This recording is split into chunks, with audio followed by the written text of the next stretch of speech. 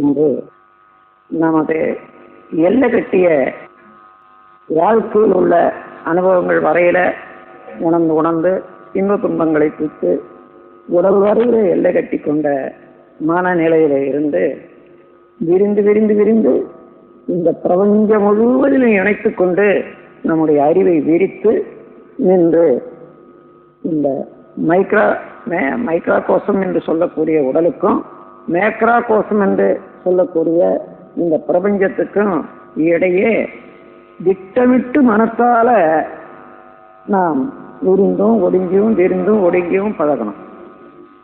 இந்த பழக்கம் எந்த அளவில் நமக்கு வாழ்க்கையில நலமளிக்கும் என்று பாருங்க. திட்டமிட்டு நினைப்பது என்றால அந்த எதை சிந்திக்க வேணும், எதை நினைக்க வேணும், அதை நினைக்கிறோம். அப்படி இல்லையானால் தானாகவே ஓடிக்கொண்டிருக்கக்கூடிய அலை மூலமாக ஓடி பழக்கம் என்ற பதிவுக்கே ஆழம் கொடுத்துக்கிட்டே போறோம், எண்ணத்தாலையும் செயலாகும். அதிலிருந்து வினைக்கடல்ல இருந்து நம்மை மீட்டுக்கொள்ள வேணுமானால் நம் விருப்பம் திட்டம் தெளிவு வழியே வாழ்வதற்கு நம்மை மனத்தாலும் உடலாலும் திருப்பிக் கொள்ள வேண்டியது அவசியம். இதுதான் விடுதலை என்பது. பழக்கத்திலிருந்து விடுதலை. பழக்கம் இயற்கையாக, அதாவது முன்ன ஒன்று செய்தோம், அது இயற்கை நீதி அதையே பதிவு செய்து வச்சு அதையே ஓட வைக்கிறது.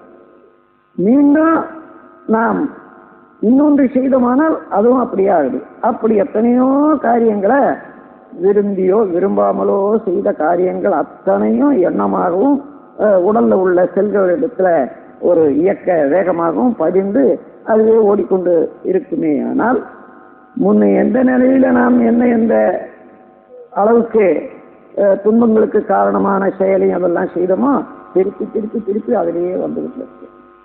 அதிலிருந்து நம்மை விடுவித்துக் கொண்டு ஒரு புதிய கல்வியை கற்று புதிய முறையில நம்முடைய மனதை விரித்து இந்த பிரபஞ்சத்தினுடைய ரகசியங்களும் காலநீளமாக ஏற்பட்டு வரக்கூடிய உயிர் தொடர்பும் காண்ற போது அங்கதான் முதல்ல உருவத்தில இருந்து உயிர் நிலைக்கு வர்றோம். இது ஒரு டிரான்சென்டென்டல் ஸ்டேட் ஆஃப் கான்சியஸ்னஸ்.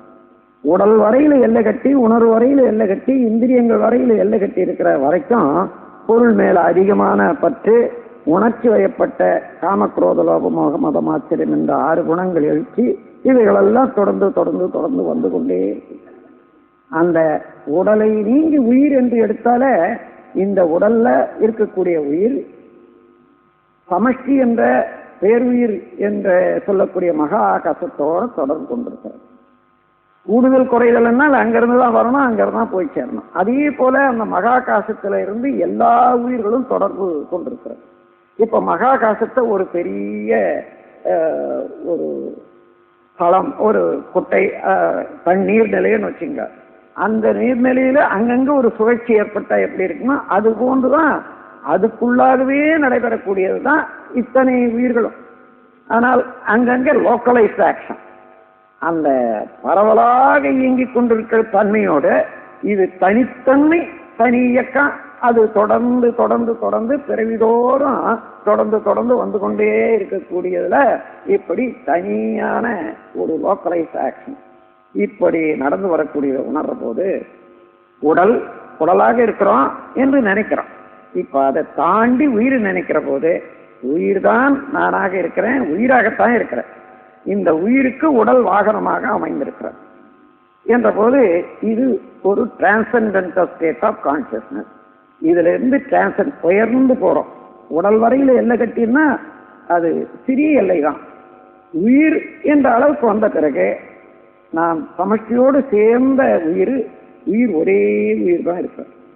உயிரெல்லாம் ஒன்றாமே ஒற்று பார்த்தால் என்ற முறையில பிரபஞ்சம் முழுவதும் இருக்கிறது. விண் என்பது ஒரே சக்தி தான், ஆகாசம் என்பது அது மகா ஆகாசமாக பிரபஞ்சம் முழுவதும் இருந்து கொண்டிருக்கிறது. ஒவ்வொரு பொருளையும் ஊடே இருந்து இயங்கிக் கொண்டு ஒளி சுவைமன இவைகளெல்லாம் வெளியிட்டு கொண்டே இருக்கக்கூடிய தனி அணு அதனுடைய இயக்கம்னா பூதாகாசம் என்று பேரு. அதே இந்த உடலுக்குள்ளாக சித்தாகாசம், ஜீவனுக்குள்ளாக செய்த செயலெல்லாம் பதிந்து அதை அனுபவமாக்கி கொண்டு பிரதிபலித்து அதுல உள்ள இன்ப துன்பங்களை அடைந்து கொண்டிருப்பது சித்தாகாசம். அதனால அந்த சிதாகாசம் என்ற நிலைக்கு வந்த பிறகு உணர்ச்சிகள், அதுல இருந்து எழக்கூடிய காந்த சக்தி, அதனுடைய மாற்றம், இவைகளெல்லாம் உணர்ந்து கொள்ளும் போது உடல் வரையில எல்லை கட்டி இருந்ததை தாண்டி உயிர் வரையில வரபோது ரொம்ப தெரியுது. இந்த உடல் எத்தனையோ உடல் எடுத்து விட்டா கரு தொடராக இது வரையில இன்னும் இந்த ஆசைகள், பற்றுகள் இவைகளெல்லாம் விடுத்து இந்த பிரபஞ்ச காந்த சக்தியோடு கலப்புறும் வரையில, இன்னும் அதை தாண்டி பிரம்மம் என்ற நிலையில கலப்புறும் வரையில இந்த பிறவி தொடர்ந்துதான் போகணும். அதாவது மலையில ஆரம்பிச்சாலும் ஊத்து அது எங்கே தங்கி அணைக்கட்டு கட்டி அப்படிதான் வந்தாலும் கடைசியாக அந்த ஊத்து நீர் மீண்டும் கடல்ல போய் சேரணும். கடல்ல போய் சேர்ந்து விட்ட பிறகு அதோட முடியும்.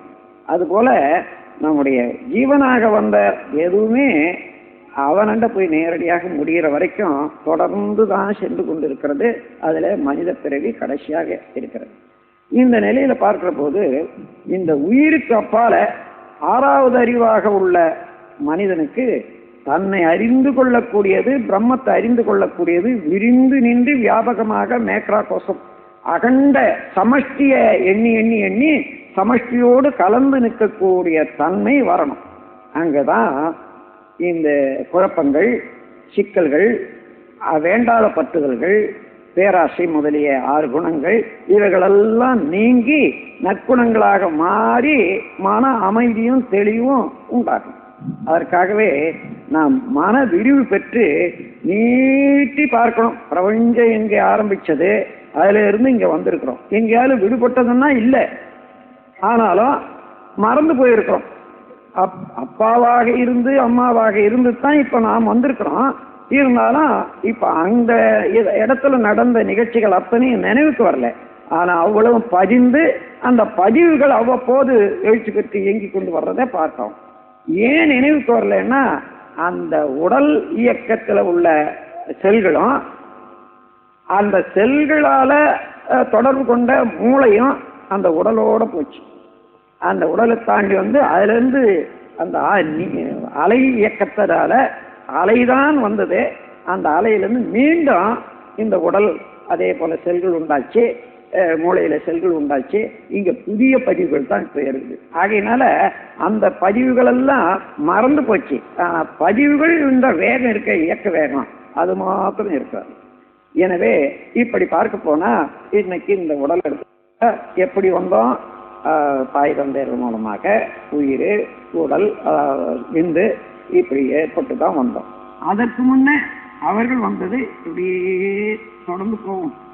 எப்படி இருக்கும், கடைசியில முதல் எந்த வழியிலேயோ ஒரு மனிதன் உற்பத்தி ஆனான்னு வச்சுக்கணும், அது வழியில போய் தான் முடியும். நீங்களும் அங்கதான் முடியணும், நானும் அங்கதான் முடியணும். இன்னும் மலையில வாழக்கூடிய ஹில் ட்ரைப்ஸ் எந்த நாட்டுல எந்த ஊர்ல இருந்தாலும் அவங்களும் அங்கதான் முடியும்.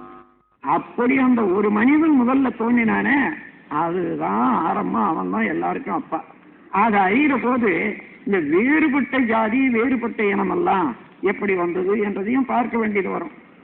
இந்த மனிதன் வாழ்ந்து கொண்டிருந்தானே முதல்ல, அவன் எங்க வாழ்ந்திருக்க முடியும் என்றால் ஒரு ஆற்றோரமா வாழ்ந்து கொண்டிருக்க முடியும். தண்ணி வேணுமே, இயற்கையாக உள்ள தண்ணி ஆற்றோரமா. அப்படி இருக்கிற போது அது சில சமயம் பெருக்கெடுத்து அப்படியே அடிச்சுட்டு போகும். அடிச்சுட்டு போய் எங்க விடுதோ அங்க இருந்து செத்தது போக மிச்சம் உள்ளவர்கள் அங்கேயே வாழறாங்க. அதுல இருந்து மீண்டும் அப்படி பரவி பல இடங்களுக்கு, ஒரே இடத்துல இருந்து பல இடங்களுக்கு பரவி வாழ்தல் இது ஒரு முறை. அதன் பிறகு பூமியினுடைய பிளவு ஏற்பட்டு அந்த பிளவின் காரணமாக மையத்துல கடல் புகுந்து அதனால கண்டங்கள் வேறு வேறாக ஆக்கி புதிய புதிய கண்டங்கள் வந்து ஆங்காங்கே மனிதன் வாழ தலைப்பட்ட போது அங்கங்கே இருக்கக்கூடிய வெப்பத்தட்பம், ஆங்காங்கு இருந்த உணவுப் பொருள் வசதி, இதை கொண்டு சிலர் மறித்தும் சிலர் உயிர் தப்பியும் வாழக்கூடிய நிலை வந்தபோது வெவ்வேறு விதமான உடல் அமைப்பு இது ஒன்றா இருந்தாலும் அதனுடைய ரேசஸ்ன்னு சொல்றோம் பாருங்க, அந்த மாதிரியாக இன வேறுபாடு உண்டாகிறதெல்லாம் அந்த காரணங்களால வந்தது. ஆகையினால அப்படி பார்க்கிற போது இந்த உலகம் முழு உள்ள மனித குலத்தை எல்லாருமே நம்முடைய சகோதரர்கள் தான். பேசுவதனால மாத்திரம் அது வந்துடாது, அந்த உண்மையை உணர்றதுனால தான் வரும். நம்ம ஆராய்ந்து பார்க்கிற போது விஞ்ஞான உண்மையே தான் இது. அந்த இடத்துல இருந்து இங்க வந்திருக்கோம். அப்போ மனிதன் மாத்திரமா? மனிதன் தான் மனிதன் வந்தான் என்று சொன்னா மனிதன் எப்படி வந்தான்னு பார்க்கிற போது கருத்தொடர் இல்லாத ஒரு உயிர் தொடர் வரவே முடியாது. ஆகவே மனிதனுக்கு கிட்ட இருக்கக்கூடிய ஜந்துக்கள் என்னன்னு எடுக்கிற போது இந்த வாலில்லா குரங்கை தான் இது வரையில கண்டுபிடிச்சிருக்காங்க. ஆனா நேரடியாக வாலில்லா குரங்குல மனிதன் வந்திருக்க முடியாது. இன்னொரு இனம், ஒரு அதுக்கு என்ன சொல்றது, தன்னினத்தையே சாப்பிடக்கூடியது கனிபாலிக் ஸ்பேசிஸ் என்று வச்சுக்கொள்ளுங்க. அந்த மாதிரியான ஒரு மிருகம் இந்த வாலில்லா குரங்கு. இந்த இரண்டுமே எங்கோ சந்தர்ப்போசமாக கூடிய போது ஒரு தனி மனிதன் உற்பத்தி ஆயிருக்கும். அதன் பிறகு அந்த மனிதன் அதே குரங்கு கூட்டங்களோட பெண் குரங்கோட சேர்ந்து விருத்தியானதுதான் மனித குலமாக இருக்கணும் என்பதை நான் ஆல்ட்ரூயிசம் நூலில் அதை சில ஆராய்ச்சிகள் எல்லாம் செய்து எழுதி வச்சேன். ஏனென்றால் ஆதி மனிதனுடைய வாழ்க்கையை எந்த நாட்டில் எந்த இடத்துல இருந்து ஆராய்ந்து பார்த்தாலும் கனிபாலிக் ஹேபிட், அதாவது தன் இனத்தையே சாப்பிட்ற அளவுக்கு தான் இருந்திருக்குது. நேரடியாக குரங்குல இருந்து மனிதன் வந்திருந்தானே ஆனால் குரங்கு மாமிசம் சாப்பிட்றதில்லை. அது ஏன்னா சாப்பிட வேண்டிய அவசியமே இல்லை. அந்த காலத்துல மரங்கள் அதிகமாக இருந்திருக்கணும், பழவர்க்கம் அதிகமாக இருக்கணும். அப்படி இருக்கிற போது மாமிசம் தேட வேண்டிய அவசியமே இல்லாத இருந்தது. எப்போ மாமிசத்தை சாப்பிட்றதையே அந்த ஆதி மனிதனுடைய எந்த இடத்துல இருந்து எடுத்தாலும் ஹில் ட்ரைப்ஸு அவங்களெல்லாம் கனிபாலிக் ஸ்பேசி தான்.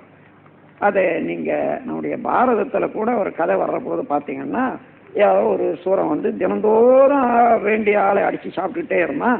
அதுக்கப்புறம் அவங்களா ஏற்பாடு பண்ணி வச்சாங்க, நாங்களா பார்த்து ஒரு ஆள் அனுப்புகிறோம் சொல்லி. அதன் பிறகு ஒரு ஆள் அனுப்புகிற போது பீமன் போனால் அவனை சண்டை போட்டு சாவடிச்சான்றதெல்லாம் அந்த காலத்தில் நடந்து வந்த நீதிகளை ஒட்டி கதையாக இருக்கலாம். கதையாக இருந்தாலும் எந்தெந்த காலத்தில் என்னென்ன நிகழ்ச்சிகள் இருக்குதோ அதை வச்சு தான் கதையாக எழுதுவாங்க.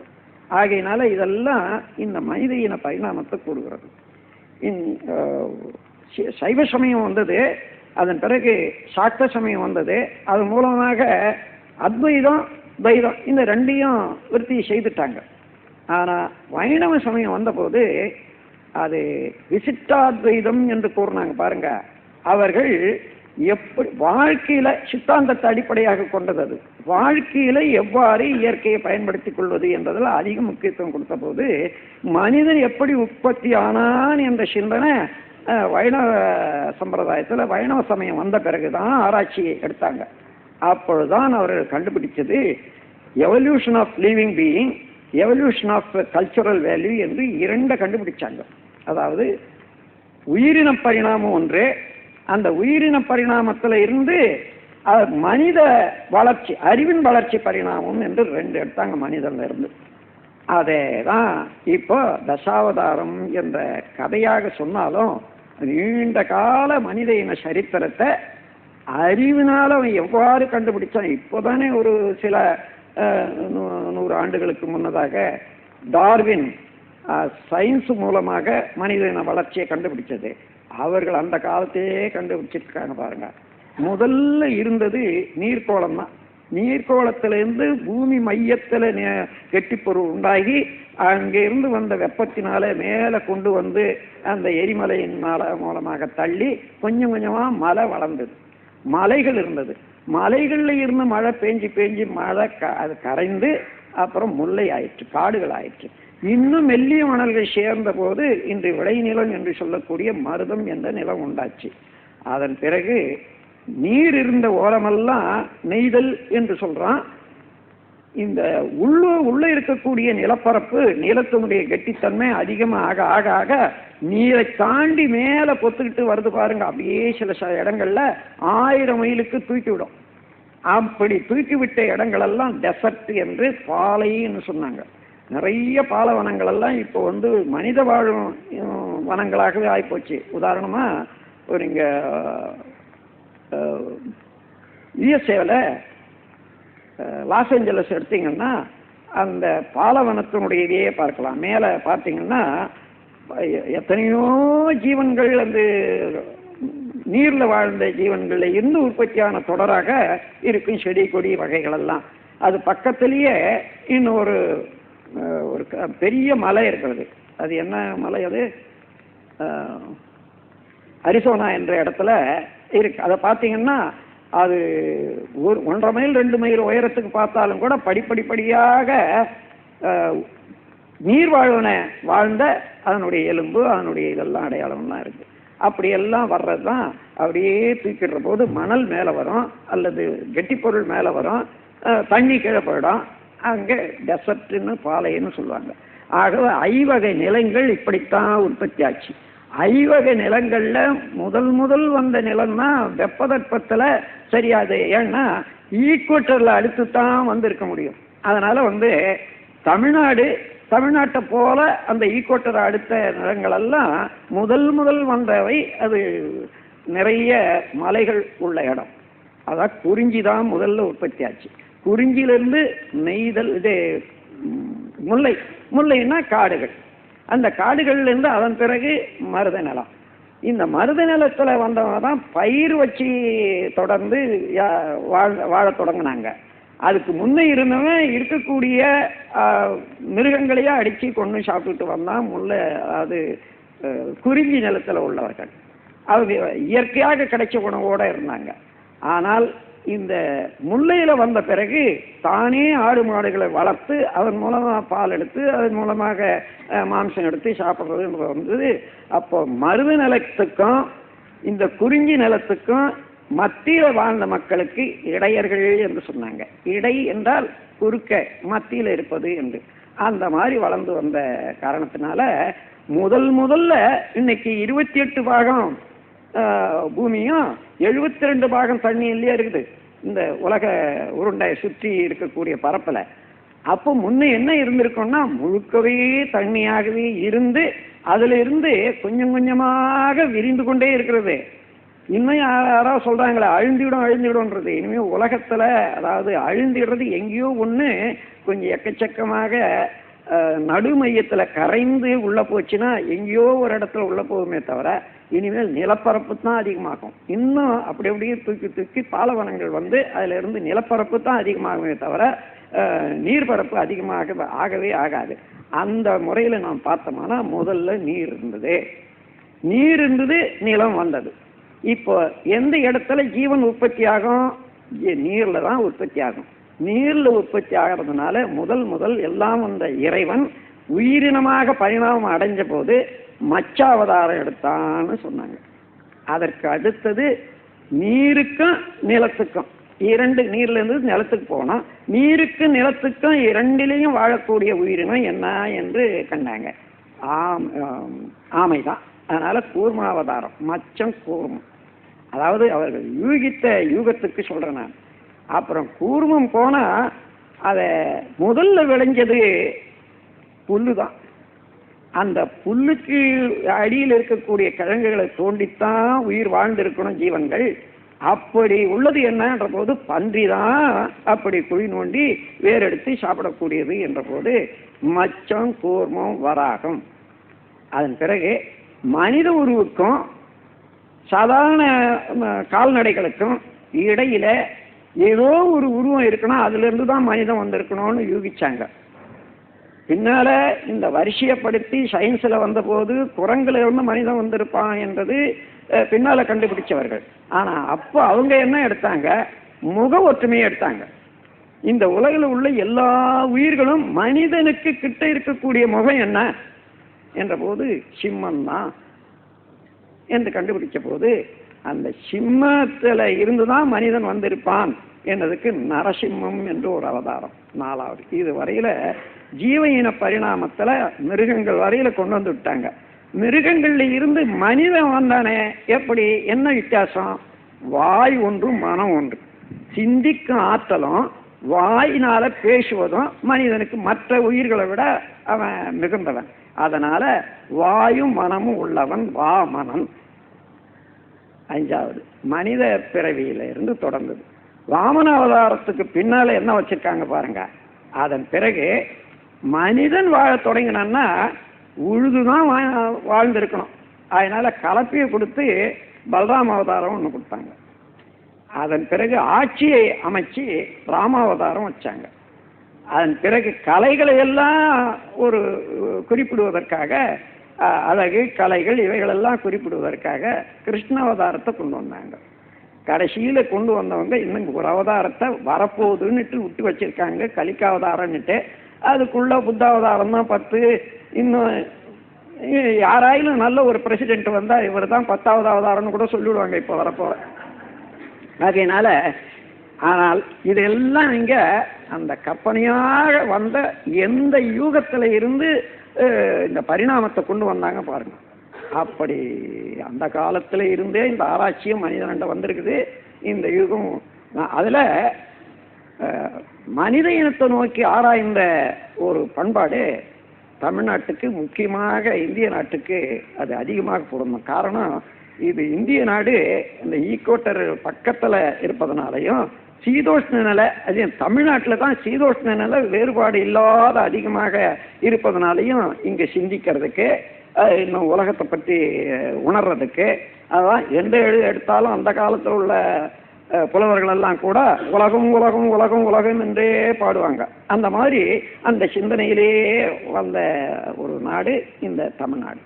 இங்கே இருந்து இப்போ இதை ஒட்டிய கலாச்சாரம் தான் எதிர்காலத்தில் பரவும் நெட்டு யாரோ ஒரு ஜெர்மன் அஸ்ட்ராலஜர் 230 ஆண்டுகளுக்கு முன்னதாக எழுதினாராம். அவர் எழுதுனதுல இருந்து எல்லாமே நடந்துகிட்டு வந்தது. இன்னும் இப்போ இந்த 200வது ஆண்டு, 210வது ஆண்டுல, அதாவது 2010வது ஆண்டுல அது நடக்க போகுதுன்னுட்டு எழுதியிருக்காராம். அது என்னன்னா, இந்த ஈக்குவேட்டரை அடுத்து இந்திய நாட்டு முனையில இருக்கக்கூடிய ஒரு பிரதேசம், அங்க இருந்து ஒருவன் வந்து இங்க ஆள போறான், ஐரோப்பா கண்டத்தை ஆள போறான்னு எழுதி வச்சிருக்காராம். இது ஒரு பெரிய குழப்பமாகவும் அல்லது பேச்சாகவும் இருக்குது மேல நாடுகள்ல. இப்போ அது யார் வந்து இந்த ஆட்சியை பிடிக்க போறான்னுட்டு என்ன சாதாரணமா அந்த மாதிரி கேள்வி எல்லாம் இதுல கேட்டுருக்காங்க யுஎஸ்ஏல. நான் சொன்னது என்னன்னா, ஆட்சியை பிடிச்சி இனிமேல் ஆள்றதுக்கு உலகத்துல யாருமே இல்லை. அந்தந்த மாதிரி அவரவர்களே குடியாட்சியினுடைய இது கண்டுட்டதுனால அங்கங்க குடியாட்சி தான் வர இன்னும் சர்வாதிகார ஆட்சியெல்லாம் போய் குடியாட்சி தான் வரும். இனிமேல் ஆட்சியை பிடிக்க முடியாது, அறிவாட்சி தான் வரணும். அந்த அறிவாட்சிக்கு இந்திய நாடு, இந்திய நாட்டை ஒட்டிய கீழ் நாடுகள்ல கலாச்சார மேம்பாடு வந்துகிட்டே இருக்குது. அங்க இருந்து ஒரு இன்டர்நேஷனல் லெவலா ஒரு கலை, ஒரு கலாச்சாரம் உற்பத்தி ஆகி அங்க இருந்து இங்க பரவி அது எல்லாருக்கும் பிடித்தமாக இருந்து அது ஒரு வேளை பரவ போறது என்றதை சொல்லி இருக்கலாம். நானும் அவங்களெல்லாம் கட்டின கதையோட நான் ஒண்ணு கட்டி வச்சிருக்கேன். ஆகையினால இந்த மாதிரி நாம் பார்க்கிற போது நாம் சுருங்கி நிற்காத மனதை விரிந்து பார்க்கிற போது தான் இப்போ ஒரு 10 ரூபா பாக்கெட்ல இருந்து விழுந்து போச்சு. எத்தனை கஷ்டப்பட்டு தேடிக்கிட்டு இருக்கோம். அதை தேடி ஆப்பிடலன்னா எப்படி எத்தினாலும் ஐயோ 10 ரூபா போச்சே 10. இந்த 10 ரூபாயை போல 10 லட்சம் ரூபாய் கூட பேங்க்ல இருக்கும். இந்த 10 ரூபாய் போச்சே 10 ரூபாய் போச்சே 10 ரூபாய். இது காரணம் என்னன்னா, இந்த உடல் வரையில எல்லை கட்டி உணர்ச்சி வரையில இருந்து அதுக்குரிய பொருட்கள் மேலேயே நினைச்சு நினைச்சு நினைச்சு நினைச்சு இதை தாண்டி அதை விடுபட்டு வர முடியாத தவிப்பு தான். அப்படி பார்த்தீங்கன்னா இன்னைக்கு நம்ம கிட்ட இருக்கக்கூடிய எல்லா தொந்தரவுக்கும் காரணம் இந்த பழக்கமாக இருந்த எல்லை கட்டி உணர்வுகள்ல அதுலேயே சிக்கிக்கொண்டு அதுவே பெருசென்றோம். அதுல தேவையா துன்பம் கொடுக்கறதெல்லாம் வேண்டாம் என்று வெறுப்புணர்ச்சியும் வெறுப்புக்கு உட்பட்டு அங்கேயே சிக்கி கொண்டுதான் நிற்கும். மனம் விரித்து பார்த்தோம்னா மனிதனுக்கு மரணம் ஏது? அறிவுதான் மனிதன், அறிவுதான் நான் என்று வைத்துக்கொண்டா அந்த முற்றறிவாக இருந்த இறைவனே தான் இத்தனை கோடி ஜென்மங்களையும் தாண்டி இப்போ மனிதனாக வந்திருக்கிறான். அதுல ஒரு புள்ளி நான், ஒரு கோடு நான், இந்த கோட்டு முனையில நான் நிற்கிறேன். இதை எடுத்துக்கொண்டா நான் அறிவாக இருக்கிறேன்னா, இதுவரையில எடுத்த உடலெல்லாம், அதாவது ஒரு துணியை போட்டோம், அது கிழிஞ்சு போச்சு, அதை கழட்டி போட்டு இன்னொன்று எடுத்தோம், இப்படியே வந்துட்டு இருக்கிற போது யார் செத்துது? மரணமிலா பெருவாழ்வு வாழ்ந்திடலாம் கண்டீர் என்றதுல 2 அர்த்தம் இருக்குது. உடலை அதாவது ஜீவசமாதி ஆக்கி கொள்ளலாம் என்றது ஒண்ணு. இது புலனளவில் ஆனா உண்மையானது என்னன்னா, இந்த தத்துவ ஞானம் சரியாக புரிந்து போனால் மரணம் என்பது இல்லை. நாம் தொடர்ந்து ஒருவன் தான் இருந்தான், ஒருவன் தான் இருக்கிறான், ஒருவன் தான் இருக்க போறான். அவன் தான் அறிவாட்சியாக இருக்கிறான், அவன் தான் அறிவா இருக்கிறது, எல்லா பொருளும் இயங்கிக் கொண்டிருக்கிறது அதுதான் என்று சொன்னால் மரணமில்லா பெருவாழ்வு. உயிர் என்று வைத்துக் கொள்ளலாம், அல்லது அறிவு என்று வைத்துக் கொள்ளலாம். ஆகவே அந்த முறையில விரிந்த மனநிலையில சிறுக சிறுக சிறுக இந்த எல்லை கட்டிய உணர்வுல இருந்து விரிந்த நிலைக்கு வருவதற்கு பிரபஞ்சத்தினுடைய இயக்கம், அது உற்பத்தி, அதற்கு நமக்கு என்ன தொடர்பு என்று உணர்ந்து உணர்ந்து உணர்ந்து தெளிகிற போது அந்த மனவிரிவிலேயே இருந்து இந்த உடலை கவனிக்கிற போது இது ஒரு நிமிஷத்துல வந்தது. அப்படி போய் இப்போ ஒரு வண்டி ஏறிடுறான், ஒரு 2 மைல் போச்சு, 4 மைல் போச்சு, இன்னும் 10 மைல் இருக்குது, நம்ம இறங்க போறோம் அப்படின்னு நினைக்கிற மாதிரி இதெல்லாம் பாசிங் ஆன், மாறிக்கொண்டே இருக்கக்கூடிய நிகழ்ச்சிகள். நாம் சென்று கொண்டே இருக்கிறோம், நாம் எப்பொழுதும் இருக்கிறோம், நாம் நிலையானவர்கள் தான் என்ற அளவில் அந்த அளவில் இருக்கும். அது அப்படி தெரிஞ்சு விட்டா இன்னைக்கு தர்மம் செய்தா செத்த பிறகு அங்கே கொடை பிடிச்சிக்கிட்டு நம்ம வரவேற்று புஷ்ப பல்லக்கு வச்சுக்கிட்டு நம்ம கொடுப்பாங்க என்ற ஒரு கற்பனையும் இல்லை. அதே போல நான் ஏதாயிலும் பாவம் செய்தா அதாகும் இதாகும், செக்கில் போட்டு ஆட்டுவாங்க, எண்ணெயில் போட்டு ஆட்டுவாங்கன்ற இந்த கற்பனைக்கெல்லாம் மனம் பட வேண்டியது இல்லை. செய்த செயல்லையே விளைவு இருப்பதனால அது இன்பமோ துன்பமோ அங்கங்கே வருது. அப்படி அந்த நேரத்தில் வராதது பதிந்து மீண்டும் காலத்தோட வரத்தான் போகுதுன்ற அளவில் நமக்கு தெரியாமலேயே வினை தொடர், நாம் செய்த செயலினுடைய வினைகள் தான் தொடருது என்ற போது நல்வினைகளையே செய்யக்கூடிய தெளிவும் அந்த விரிந்த மன தெளிவில் அமைதியான வாழ்வும் கிட்டும். எனவே இந்த பிரபஞ்ச பரிணாமத்தையும் ஒவ்வொருவரும் தத்துவ ஞானிகள் யோகிகள் உணர வேண்டியது அவசியம் என்பதனால தான் இந்த தத்துவ விளக்கத்தை நாம் வச்சிருக்கோம். இங்கே கொஞ்ச நேரம் இதை சிந்தனைக்கு எடுத்துக்கொள்வோம். அன்பர்களே, நம்ம மனிதனாக இருக்கோம், மனிதனா மட்டுமா இருக்கிறோம் அப்படி கேட்டுக்கிறோம். உருவத்தில் மனிதனா இருக்கிறோம், ஆனா குணத்தில் மனிதன் என்றால் ஒரு மனிதன் என்றால் மன இதம், இதம் என்றால் பொருந்துவாறு எண்ணுதல், செய்தல், வாழுதல், இதான் ஹிதம். அப்போ மனதுக்கு ஹிதமாக வாழக்கூடியவன், அறிவுக்கு பொருத்தமாக இயற்கையினுடைய நீதியை உணர்ந்து எப்பொழுதும் அமைதியோட தெளிவோட வாழக்கூடியவன் மனிதன். அதுதான் மனிதன். ஆனா அந்த மனிதனுக்கு உருவம் வந்துடுது. எப்போ அந்த உருவம் வந்த போது என்ன இருக்குதுன்னா, இந்த மனித உருவம் எங்கிருந்து வந்தது? மற்ற கால்நடை என்ற இடத்துல இருந்து தான் வந்துருக்குது மனித உருவம். அது வரையில எடுத்த பிறவிகள் இன்றைக்கு மனிதனான பிறகு வந்த தொடரை விட அதிகமா இருந்திருக்கும். ஏன்னா ஓரறிவு, 2 அறிவு, 3 அறிவு, 4 அறிவு, 5 அறிவு வரையில வந்து மனிதனாக வருவதற்கு எத்தனை கோடி பிறவி வந்ததோ அத்தனை கோடி பிறவியிலையும் செய்த செயல்கள் எல்லாம் பார்த்தீங்கன்னா எண்ணி பாவ புண்ணியம் உணர்ந்து இப்படி செய்யணும் அப்படி செய்யணும், இது செய்யக்கூடாது அது செய்யக்கூடாது எண்ணியா செய்திருப்போம். இல்லை, ஏதோ பசிச்சுதா எதில் போச்சா ஒரு அடி அடிக்கிறது, சண்டை போடுறது, இதை சாவறதா அது சாவறதான்றது, இம்மாதிரியே நான் மிருகத்தினுடைய. அப்போ எல்லா மிருகங்களுடைய குணங்களும் தொடர்ந்து மனிதனண்ட வந்து இந்த உடல் இயக்கத்தினுடைய பதிவு தான் மனிதனண்ட உருவமாக வந்ததில் வந்ததே தவிர அறிவு இயக்கம் என்ன வரல. அது 6வது அறிவு வந்த போதிலும் கூட அது மலர்வதற்கு சிந்தனை வர வரதானே மலரும். அந்த மாதிரி சிந்திக்க முடியாமலே, நேற்று இன்று நாளை என்று எண்ண முடியாமலே, நான் மனிதன் என்று ஒரு ஜீவன் என்று உணர முடியாமலே கழிந்த காலம் எவ்வளவோ. அப்போ ஆகினால அந்த பதிவுகளெல்லாம் இப்போ நமக்கு எல்லாரிடத்துலையும் இருக்குது என்றதை தெரிந்து கொள்வோம். இப்போ இந்த காலங்கள்னு சொல்லுவாங்க. இந்த காலங்கள்ல முதல் மனிதன் வாழ்ந்த காலத்துல இரும்பு இல்லை, மின்சாரம் இல்லை, நெருப்பு இல்லை, அணு இல்லை, அதாவது அணுசக்தி. இந்த 4ஐயும் கழிச்சிட்டு மனிதனை நோக்கி பாருங்க என்ன எப்படி இருந்திருக்கும். பிரிமாடியல், அதாவது அந்த காலத்துல மனிதன் எப்படி வாழ்ந்திருப்பான்.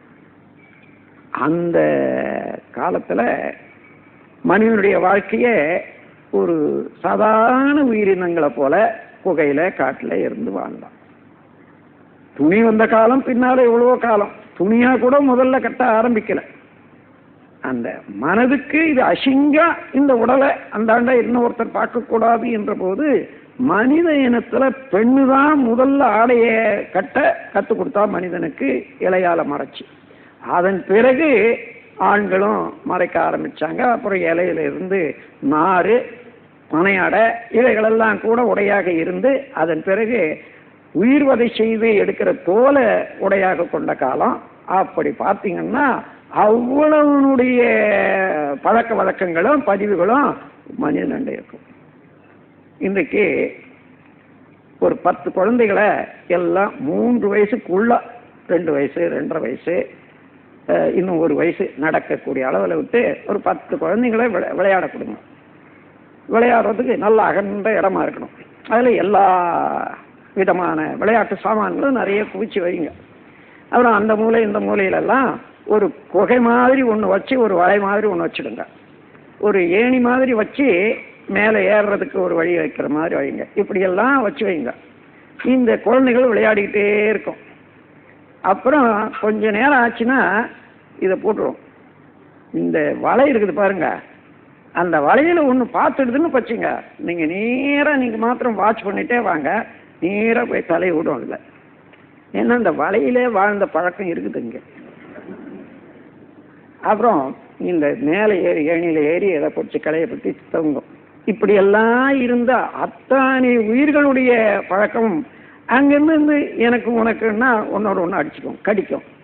ஏன்னா அந்த காலத்தில் முதல் மனிதன் வாழ்ந்த காலத்தில் கல் விட்டு எரியறது என்றது ஒரு பின்னால் வந்த அறிவு. அதுக்கு முன்னே கடிக்கிறது அடிக்கிறது பிடிக்கிறது தான்.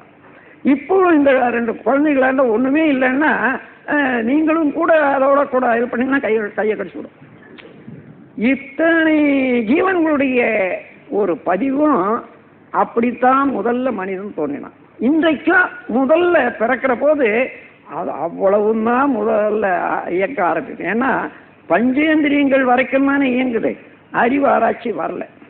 அதனால அறிவாராய்ச்சிக்கு வர்ற வரைக்கும் இந்த இயக்கங்கள் எல்லாம் இருக்கும். அதனால மனிதன் பிறந்திருக்கிறான் என்று சொன்னால் மிருகங்களுடைய உடல்ல நடந்த எல்லா பதிவுகளோடு தான் வந்திருக்கிறான். இப்ப அதுல இருந்து மனித உருவுக்கு ஏற்ற 6வது அறிவுக்கு ஏற்ற வாழ்க்கையை இன்னும் கண்டுபிடிக்க மனிதனால முடியல. எங்கோ ஒருத்தர் கண்டுபிடிச்சா அவனை க்ளோஸ் பண்ணிடுறாங்க எல்லாம் சேர்த்து. அந்த அதுக்கு பரவலாக பலர் அதை ஒப்புக்கொள்ளக்கூடிய காலம் இப்பொழுதுதான் வந்துட்டு இருக்குது. இது விஞ்ஞானம் தான் அதுக்கு வழிவகுத்திருக்குது. சிந்தனையை உயர்த்தி மனிதனை சிந்திக்க செய்து ஒரு உணர்ந்ததை பலர் உணரச் செய்து அதில் நல்லது கெட்டது உணர்ந்து நீதி அநீதி உணரக்கூடிய இடத்துக்கு இப்பொழுதுதான் மனித குலம் வந்து கொண்டே இருக்கிறது.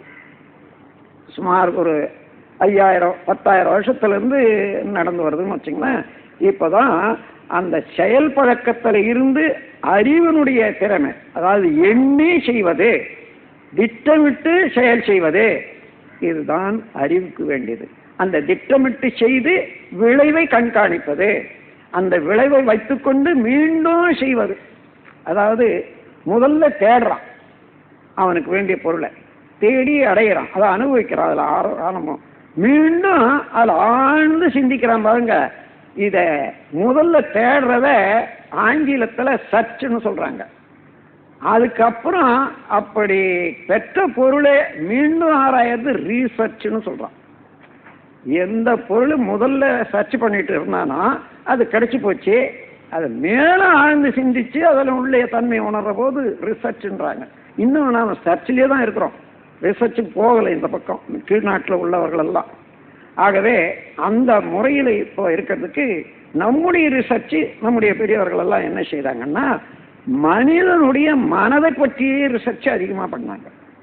இவங்களுக்கு சீதோஷ்ண நிலை நல்லா இருந்ததுனால, விளைபொருட்கள் எல்லாம் நல்லா இருந்ததுனால அந்த பொருளாதாரத்துறையில் அதிகமான வேகம் கொடுக்காத மனநிலையை அறிவு நிலையை ஆராய்ச்சி செய்ய ஆரம்பித்த போது தான் இந்த உலகத்திலேயே இந்திய நாடு, முக்கியமாக தமிழ்நாடு ஆராய்ச்சியில, அறிவு ஆராய்ச்சியில, தத்துவ ஞானத்துல உச்சகட்டத்துல அந்த காலத்திலேயே முதல் வந்தது. அதுக்கு தான் காரணம். ஆகவே அந்த இடத்துல இருக்கக்கூடிய நாம் இப்பொழுது நம்முடைய மனதை நன்றாக விரித்து எங்கே இருந்து இங்க வந்திருக்கிறோம் என்றத விரிவான நீண்ட காலத்தொடராக வந்த பரிணாமத்தையும், இப்ப இங்க இருந்தபடியாக இந்த உலகம் முழுவதிலும் உள்ள பொருட்கள் நமக்கு வந்து கொண்டிருக்கின்றன. அரசியல் முதலிய எல்லா ஒரு கலாச்சாரமும் தொடர்ந்து பரவி கொண்டிருக்கின்றன. இதுக்கு தகுந்தவாறு எல்லை கட்டிய உணர்வோடு விரிந்த நிலையிலையும் நாம் ஆராய வேண்டியதாக இருக்கிறது. அந்த ஆராய்ச்சிக்கு முதல்ல இந்த ஜீவ இன பரிணாமம், இந்த பிரபஞ்ச பரிணாமம் என்ற இயற்கையின் நியதியை உணர்ந்து கொண்டாதான் அது எப்படி இயற்கையின் நியதியை உணர்ந்து கொள்வது தத்துவம், அதை எவ்வாறு பயன்படுத்தி இன்புறுவது என்றது விஞ்ஞானம். இது சாத்திரம். விஞ்ஞானம் என்றாலும் சாத்திரம் என்றாலும் ஒண்ணுதான். அது வேதம். இயற்கையின் அமைப்பை கூறுவது வேதம். அதை இயற்கையின் அமைப்போடு நாம் தொடர்பு கொண்டு எவ்வாறு இன்ப துன்பங்கள் இயல்பை கண்டு நாம் வாழ்வது என்ற ஒரு வழியாக வந்த பழக்க வழக்கங்களும் அனுபவங்களும் இருக்கு பாருங்க. இதுதான் சாத்திரம். ஆகவே இப்போ இந்த சாத்திரத்துல முழு பயணம் அடைய வேண்டுமானால் இதோட இயற்கையினுடைய அமைப்பையும் உணரணும். அதனாலதான் இப்ப எப்படி வந்தது இந்த பிரபஞ்சத்தை முழுவதிலும் இப்ப நேற்று சொன்ன மாதிரி அந்த ஐவகையாக பிரிச்சு கொள்ளுங்க. ஆதிநிலை இருப்பு ஒன்றுமாகாத ஒரு மூலப்பொருளாக இருக்குதுன்னு வச்சுக்கோங்களேன். அதுல இருந்து ஆற்றல் அல்லது அறிவு. ஆற்றல் என்பது எதுவா தான் அறிவு. எந்த இடத்துல போர்ஸ் என்று இருக்கிறதோ இந்த பிரபஞ்சத்துல போர்ஸ் எல்லாம் அறிவு தான். அந்த போர்ஸுக்கு அடிப்படையாக உள்ளது ஸ்டாட்டிக், அதுதான் பிரம்மம். அந்த பிரம்மத்தினுடைய தன்மை தான் அறிவு. அதனால அந்த சுத்த வெளியில அறிவு முழுமையாக இருக்கிறதே அதை முற்றறிவு, வாலறிவு என்று சொல்வார். அதாவது எல்லையில்லாத, அதை பிரித்து பார்க்க முடியாத ஒரு பொருள் என்று இருந்தால் அந்த பொருளுக்கு தன்மை ஒன்று இருக்கத்தான் வேணும். அந்த தன்மை தான் அறிவு. அதுதான் இயக்கம். அது தனியாக பிரித்த இயக்கத்தில் வர்ற போதுதான் சுழற்சி. அந்த சுழற்சி தான் எனர்ஜி பார்ட்டிகிள் என்று சொல்றோம். அதனுடைய கூட்டு பஞ்சபூதங்கள், காற்று, வெப்பம், நீர், நிலம். இவைகளுடைய கூட்டில் ஏற்படக்கூடிய விகிதாச்சாரத்துக்கு ஏற்ப ஒவ்வொரு பொருளும் இயக்கத்தன்மையில, ஒளியில, சுவையே, மனத்தில வேறுபட்டு ஒவ்வொன்றும் அதனிடத்துல இருந்த அலையை இன்னொருக்கு வீசிக்கொண்டே இருக்கிறது. அப்போ அதிலிருந்து புறப்படக்கூடிய அலை எதுவாக இருந்தாலும் அந்த அலையில அந்த பொருளினுடைய தன்மை அத்தனையும் அடங்கியிருக்கிறது. அந்த அலை எந்த இடத்துல மோதுகிறதோ அந்த பொருளின் தன்மைக்கு ஏற்ப அத்தனை தன்மையும் அது வெளியிடுகிறது, அதாவது ஊக்குவிக்கிறது. உதாரணமாக இன்னைக்கு ரேடியோவில் ஒருத்த பாடுறாங்க, அந்த பாட்டை எங்கேயோ பாடுறாங்க, இன்னொரு இடத்துல நீங்க வீட்டில் கூட ரேடியோவில் திருப்பி வச்சுக்கிறீங்க. அப்போ அங்க இருந்து இங்க வர்ற வரைக்கும் அது பாட்டா வரல, அலையாதான் வரும். அங்கேயே அலையாக்கப்பட்டது. ஆனா இங்கே அது படும்போது அங்க எந்த அளவில் அழுத்தம் கொடுத்து உயர்த்தி பாடினானோ அதே போல இங்க இந்த கருவியில இருந்து துவனிக்கிறது. இது போன்று எந்த பொருளில இருந்தும், இப்போ ஒருத்தன் பாடுறான், பாட்டோட 2 தாளம் போட்டாங்க, அதுக்கப்புறம் ஒரு மிருதங்கம் வச்சாங்க, சில வாத்தியங்கள் வச்சாங்க, அவ்வளவும் பாடுது. இங்க அவ்வளவும் தெரியுது. வரக்கூடிய அலையில தனிப்பாடலும் ஒரே மாதிரி தான் இருந்தது, கூட்டு சேர்க்கையும் அப்படிதான் இருந்தது. ஆனால் இங்க வந்த பிறகு இது பிரித்து காட்டி வருகிறது. அது போலவே இந்த ஒரு எந்த பொருளும் அங்கிருந்து அலை மோதி தான் வாங்குகிறது உள்ள, மீண்டும் அந்த அலையை வெளியிடுகிறது. வாங்கி வெளியிடும் போது எந்த சுழல் அலையாக இருக்கிறதோ பரமான அது ஒரு தன்மையை பெறுகிறது. வாங்கியது விட்டது, அதனால அது தன்மை பெறுகிறது. எத்தனை தடவை வேணுமானாலும் இப்ப விட முடியாது, அது தன்மை பெற்றிருக்கிறது, பிரதிபலிக்கிறத. எப்பொழுது அலை வீசுகிறதோ அந்த அலையில அதனுடைய தன்மை அவ்வளவும் வந்து கொண்டே இருக்கும். அதே போல இந்த பிரபஞ்சத்துல நிகழ்ந்து வர நிகழ்ச்சியில எடுத்துக்கொண்டீங்கன்னா, அப்போ இருப்பு நிலையாக உள்ள சிவம் ஒன்று, இயக்க நிலையாக அதிலேயே இருந்து வெளிவந்த அறிவு அல்லது இயக்கம். இயக்கம் என்றால் அறிவு, அறிவு என்றால் இயக்கம்னு வச்சுக்கோங்க. அந்த இயக்கத்துல இருக்கக்கூடிய கேரக்டர் அதான் அறிவு. அப்போ கேரக்டர் தான் பிரபஞ்சத்துல மாறிக்கொண்டே வருதே தவிர அறிவின் கேரக்டர், அறிவின் தரம் தான் மாறிக்கொண்டே இருக்கிறதே தவிர பொருளுக்கு பொருள் பிரம்மம் மாறவே இல்லை. அது அங்கே நிலையாக ஒன்றாக இருந்தது, அது சுழற்சியாயிருக்கு, இப்ப கூடி காட்டுது. அதுதான் எந்த பொருள் தோற்றம். அந்த தோற்றத்திலே அமைந்திருக்கக்கூடிய தன்மை தான் வேறுபட்டு கொண்டே போகுது. அப்ப அறிவின் தன்மை தான் வேறுபட்டு. அப்படி எடுத்தால் இப்ப முதல்ல ஒன்றாக இருந்தது, சக்தியாக பரிணமித்தது, சக்தி கூடி இயக்கங்களாக, அதாவது பொருட்களாக, தோற்றங்களாக ஆயின. தோற்றங்கள்ல உயிரினம், இந்த 5 பூதங்களும் பஞ்சபூதங்களும் ஒன்று சேர்த்து ஒரு சிறிய அளவானாலும் சரி, அதுல அந்த உயிர் சக்தி இயங்குற போது தானாக உயிர் சக்தியில இருந்து எழக்கூடிய காந்தம், அங்க இருக்கக்கூடிய நீர், இது திரவம், காந்த திரவமாக ஆகி அதுவே இரத்த ஓட்டமாக, அதுல இருந்து உணரும் தன்மையாக உண்டாய் போகுது. அதுதான் உயிரினம்னு சொல்றோம். அப்போ பிசிக்ஸ்ல இருந்து எப்படி பயாலஜி வருது என்று பாருங்க. உணர்ச்சி தான் வித்தியாசம். அந்த அணு அடுக்கு சீராக இருந்து அதுல மேக்னட்டிக் ஃபோர்ஸ் வந்து போலாரிட்டி அமைத்து கொண்டு ஓடிக்கொண்டு இருக்கும், அதுதான் ஜீவன். அப்படி வந்தபோது முதல்ல என்ன உற்பத்தி ஆச்சு என்று பார்க்கிற போது பூமியில இருந்து வந்தது தாவரம் தான். தாவரத்துல இந்த அணு அடுக்கு பெற்று அதே ஜீவகாந்த சக்தி அதை, அதாவது நீரை ஆவியாக்கி கொண்டு அது மேல உந்தி உந்தி, அதாவது பூமி சுத்தி கொண்டே இருக்குத, லைட்டர் திங்ஸ் எல்லாம் துரத்தி வெளியில வரும், ஹெவியர் எல்லாம் தான் கீழே இழுக்கும். ஆகையினால இந்த விதையில் இருக்கக்கூடிய ஒரு வேகமான உயிர் சக்தியானது நீர் பட்டவுடனே ஊறி அப்படியே வர்ற போது அந்த நீர், அந்த உயிர் சக்தி, இந்த இரண்டும் மேல் நோக்கி ஓடுது. அதனால அந்த கிராவிடேஷனல் ஃபோர்ஸ் படி, அதாவது மைய ஈர்ப்புக்கு எதிர்த்து மேலோங்கி வருகிறது.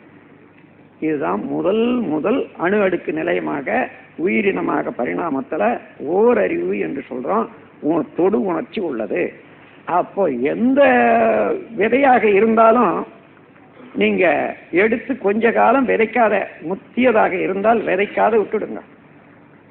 நீங்க வச்சுட்டு இருந்தீங்கன்னா அந்த விதைக்குள்ளாக மரமாக வேண்டியது இருக்கு பாருங்க, ஒரு சின்ன முளை, அதுல இருந்து சுழண்டு சுழண்டு சுழண்டு அங்க இருக்க நீரையே தன் வசப்படுத்தி அது புழுவாயிடும். அப்போ விதையிலேயே புழு உண்டாகும். எந்த விதையானாலும் சரி நீங்க வச்சீங்கன்னா காலத்தோட அது விதைக்காத, அது புழுவாண்டா. அப்படியே போட்டு மண்ணில் போட்டு தண்ணி ஊற்றினா ஒரு அறிவாக இருக்கும். இப்ப ஈரறிவாக வந்து விட்டது. அப்ப ஈரறிவான புழுவெல்லாம் ஓரறிவான செடிகள்ல இருந்து தொடர்தான்.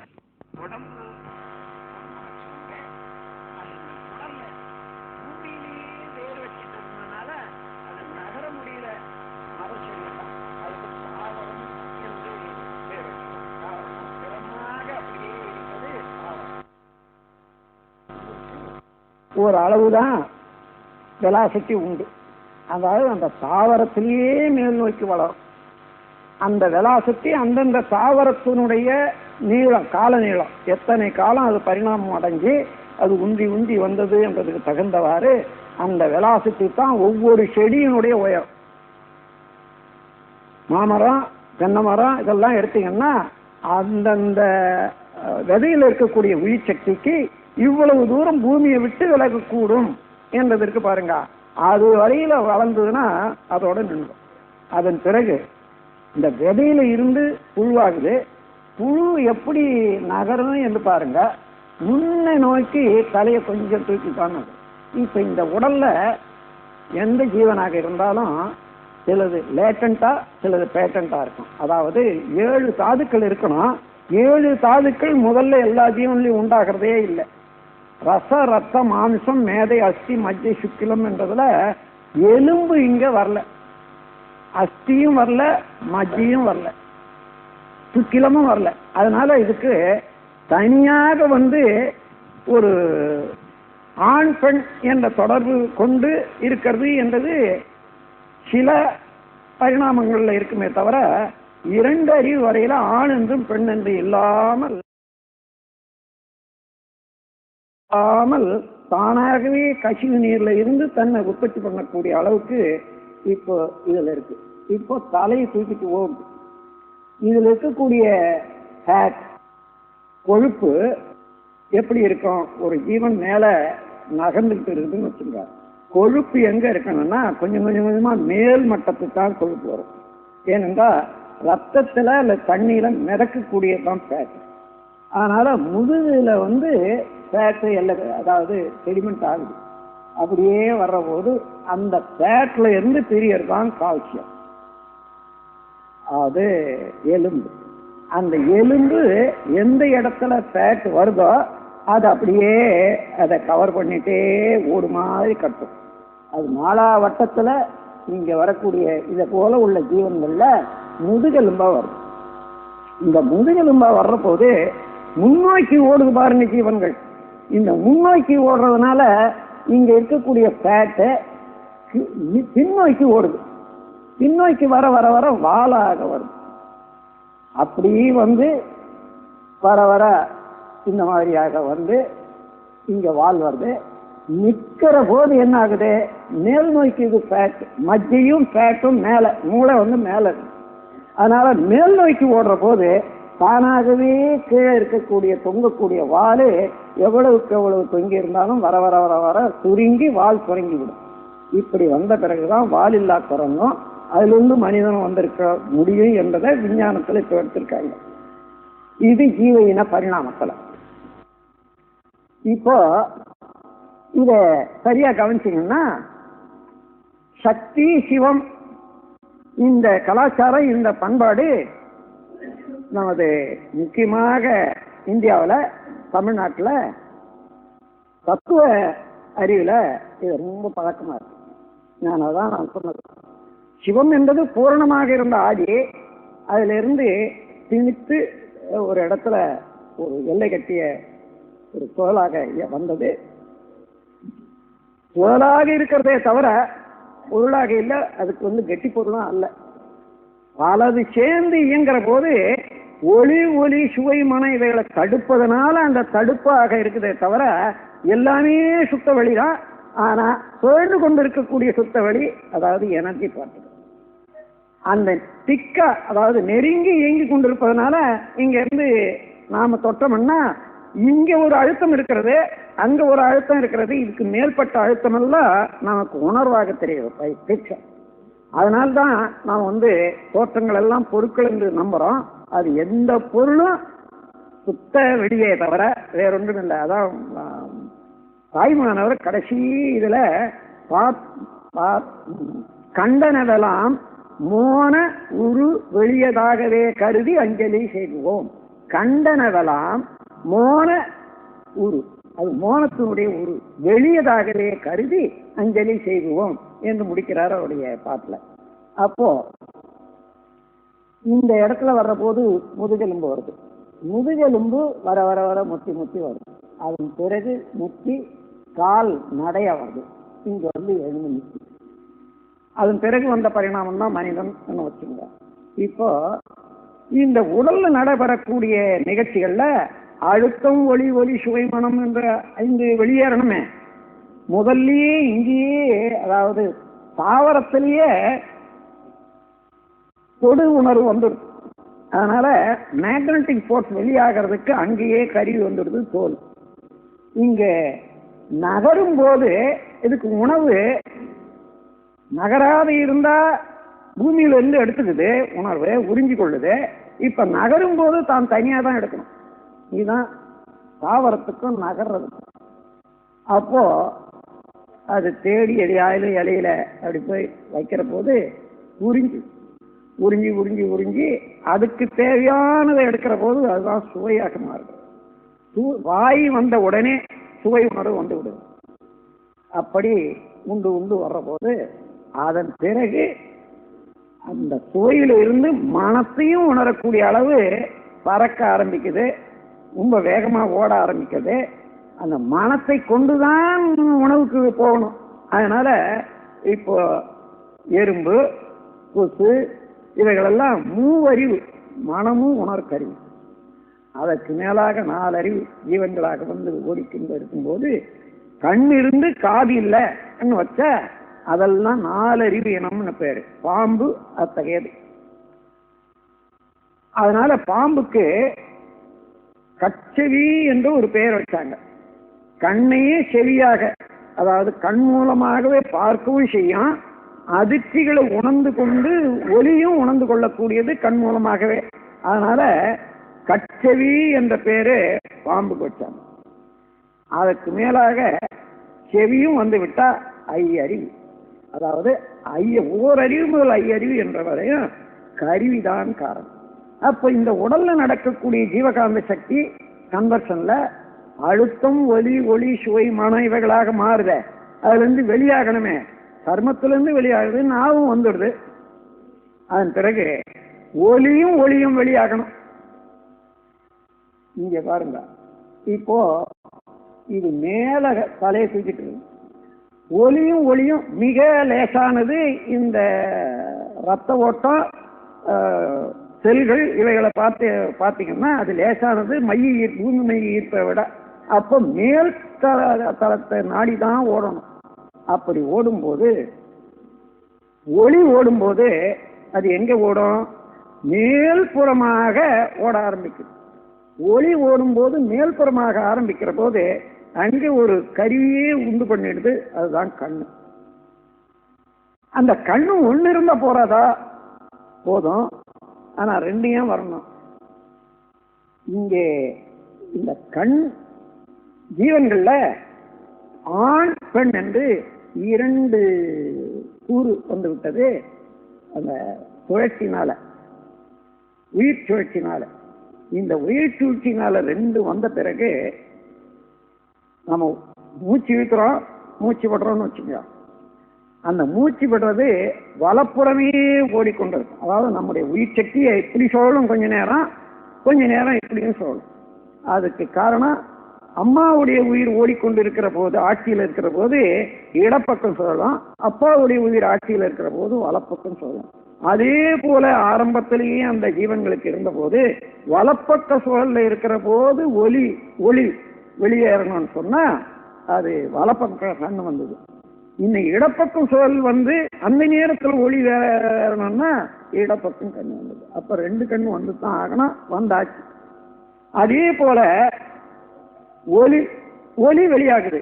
அதுக்கும் அதே போல வலப்பக்கம் வர்ற போது காது வலப்பக்கம் உண்டாச்சு, இடப்பக்கம் வந்த போது இடப்பக்கம் காது உண்டாச்சு. இது ஏன் காது கண்ணு மேல வரணும், மேல் அவயத்தில் இருக்கணும் என்பதற்கு அது லைட்டர், வெகு லேசானது, வெலாசிட்டி அதிகமா உடையது மற்ற பொருட்களை விட. ஆகையினால மேல்தளத்தை நாடியே போடுவதனால மேல உள்ள அவயத்தில் அமைஞ்சிருக்கு. அது மாத்திரம் அல்லாத இந்த 2 ஏன் வரணும் என்ற கேள்வி எழுப்பிக்கொண்டா, இந்த அதாவது இடகல பிங்கல என்ற ஓட்டத்தை அனுசரித்து இந்த 2ம் வரத்தான் வரணும், வந்துதான் ஆகணும். அந்த காரணத்தினாலதான் கண்களும் காதுகளும் மூக்கு முதலியவைகள் எல்லாம் ஏன் மேல வந்தது, ஏன் இந்த காது கண்ணு இவைகள் 2 வந்தது என்று சொன்னா இதுதான் காரணம். அப்போ இதுல என்ன தெரியுது? அந்த சிவம் சக்தி என்பது அழுத்திக் கொண்டே இருக்கிறது. சிவம் மைய ஈர்ப்பாக அதிலிருந்து வெளியேறி வேகம் கொண்டு உந்திக்கொண்டே இருப்பது சக்தி. இந்த உந்துதல் என்ற சக்தி தள்ளும் சக்தியாக, பிரதிகிருஷ்ட சக்தியாக சொல்லுவாங்க. அது இழுக்கக்கூடிய சக்தி ஆகர்ஷம், வலிக்கக்கூடிய சக்தியாக. இந்த இழுப்பது வலிப்பது, இந்த அதாவது தள்ளுவது, இந்த 2 தவிர போர்ஸ் என்பது இல்லவே இல்லை. எந்த பக்கம் இழுக்குது, எந்த பக்கம் போகுது, அதுதான் வித்தியாசமே தவிர போர்ஸ் என்று சொன்னாலே, வேகம் என்று சொன்னாலே ஏதோ ஒரு பக்கம் அழுத்தி கொண்டிருப்பது அழுத்தம் தான் பொதுவா. அந்த அழுத்தம் முன்னும் பின்னுமாக ஓடும்போது அது இறைநிலையை ஒட்டி ஸ்டாட்டிக் ஸ்டேட்டினுடைய ஆக்ஷனாக இருக்கிற போது அழுத்தம் அட்ராக்டிவ், அது ரிப்பல்சிவ் போர்ஸ்ல இருந்து செயல்படும் போது ரிப்பல்சிவ். இது இல்லாத இயக்கமே இல்லை. அப்போ எல்லா இயக்கங்களும் சிவம் சக்தி என்ற இரண்டினுடைய கூட்டினால ஏற்பட்ட அலை இயக்கத்துல தான் எல்லாம் நடைபெறுகிறது. அதுல தள்ளுதல் கொள்ளுதல் என்றது காந்த சக்தின்னு சொல்றோம் ஆரம்பத்துல. அதையே தன்மாற்றம் பெற்ற போது ஒளியும் ஒளியுமாக மாறுற போது அதை மின்சக்தின்னு சொல்றோம். அதையே மாற்றம் மூன்றாவது மாற்றத்துல சுவையும் மனமுமாக மாறுற போது ரசாயனம்னு சொல்றோம். ஆகையினால பிரபஞ்சம் முழுவதிலும் இந்த காந்த சக்தி, மின்சக்தி, ரசாயன சக்தி, இதை தவிர்த்து வேறொன்றும் இல்லை. ஆனால் அந்தந்த இடத்துல அதாவது பக்குவமாக இருக்கிற போது அங்கிருந்து வீசக்கூடிய அலை எடுத்துக்கொண்டீங்கன்னா அந்த அலையில தன்மையாகவும் அது பரிணாமத்தில் அடைந்த அத்தனை தன்மையாகவும் அதுல இருந்து வரும். இப்போ ஒரு விதையை எடுத்துக்கொள்ளுங்க. ஒரு 100 தொட்டி, 100 தொட்டியில 100 விதை போடுறீங்க. அந்த அக்ரிகல்ச்சர் டிபார்ட்மெண்ட்ல இருக்கிறவங்களுக்கு நல்ல அனுபவம் இருக்கும். 100 தொட்டியில போடுவாங்க, அதே மண்ணு தான், அதே தண்ணி தான். ஆனா ஒவ்வொரு விதையும் வெளிவரும்போது அது தன்மையாகவே வரும். இது எங்க இருந்து வந்தது? அங்க இருந்தது நசுக்கிட்டா கூட ஒண்ணுமே இல்லை, அதுல ஒரு ரசாயனமோ எதுவோ அப்படி கண்டுபிடிக்க முடியாது இருந்தது. இப்ப எப்படி வந்தது? இது எங்க இருந்து வந்ததோ, அந்த எத்தனை தலைமுறையில இருந்து வந்ததோ அங்கெல்லாம் உள்ள பதிவுல இருந்து ஏற்பட்டது அந்த விதை. ஆகையினால அந்த விதை வெளியே வரும்போது இந்த அகண்டாகாரத்தில் இருக்கக்கூடிய அலை இயக்கம் இருக்கிறத, அந்த அலையில இது வரையில வந்த எல்லா பரிணாமத்தினுடைய இதுவும் கலப்பு இருப்பதுனால அந்தந்த விதைக்கு தகுந்தது அதை கொடுத்துடுது. இதை வாங்கிக்குது. இதை போட்டோசிந்தசிஸ்ன்னு சொல்லுவாங்க. இது ஒன்றும் இங்க ஒன்றும் தெரியல. எப்படி ரேடியோவில் அந்த அலை வந்த பிறகு அதாவது தன்மைக்கு தகுந்தவாறு தூண்டுதோ, அதே போல இந்த விதையில இருக்கக்கூடிய பதிவுக்கு தகுந்தவாறு அந்தந்த ரசாயனங்களாக அந்த அலை யூனிவர்சல் வேவ் சிஸ்டம் என்று பேர், அதுதான் மாற்றி அமைக்குது. அதே போல நான் என்றோ ஒரு காரியத்தை செய்த அது இந்த உடல்ல ஒரு மாற்றம் அடையலாம், அறிவுல மாற்றம் அடையலாம். அதுக்கு காலத்தால அந்த மாற்றம் வரும்.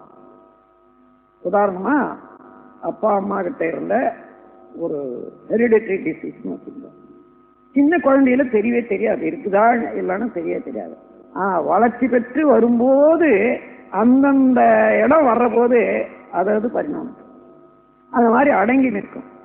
அது மாதிரி அதே போல ஒவ்வொரு செயலும் அடங்கி வெளிப்படையாக இருக்கிறது பேட்டன்ட்னு சொல்லுவாங்க, பிரிடாமினன்ஸ்னு சொல்லுவாங்க. மிச்சம் அடங்கி நிற்பது லேட்டன்ட்னு சொல்லுவாங்க. இல்லாத போகவே போகாது. அதே போலதான் காஸ் அண்ட் எஃபெக்ட் சிஸ்டத்துல நான் ஏதாயிலும் ஒரு வேலையை ஒரு செயல் செய்தோம்னா அது அப்படியே அடங்கி இருக்கும். இப்ப அப்பா இருக்காருன்னு வச்சுங்க, அவர் சில நன்மையும் செய்தாரு, தீமையும் செய்தாரு. ஒரு குழந்தையாண்ட முன்ன நன்மை முன்ன பிரகாசிக்குது, தீமை உள்ள அடங்கி இருக்குது. அது நன்மை பிரகாசிக்கிறதுனால அந்த தீமை இங்க வெளியிட முடியாத அடங்கி நிற்குதுன்னு வச்சுங்க.